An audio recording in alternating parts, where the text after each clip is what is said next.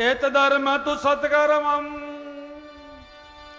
સુરસેતમ સમાચરમ.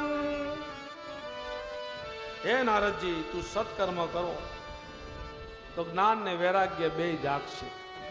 માટે સત્કર્મ જ કરો. ભાગવત કહે છે તો જ્ઞાન વૈરાગ્ય બને જાગશે તો તમારી ભક્તિ સફળ થશે. જ્ઞાન યજ્ઞની અંદર દ્રવ્યનું પ્રાધાન્ય નથી, વસ્તુનું મહત્વ નથી.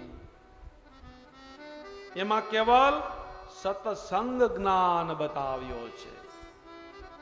સત્સંગ કેટલો અદ્ભુત શબ્દ છે. સત્સંગ, સત કરવો તો સંગ સારાનો કરવો. સત્સંગ, સાધુનો સંત કરો. સત્સંગ, સાધુ તો ખાલી ભાવના ભૂખ્યા હોય હો, એને કોઈ અપેક્ષા હોતી નથી. સત્સંગ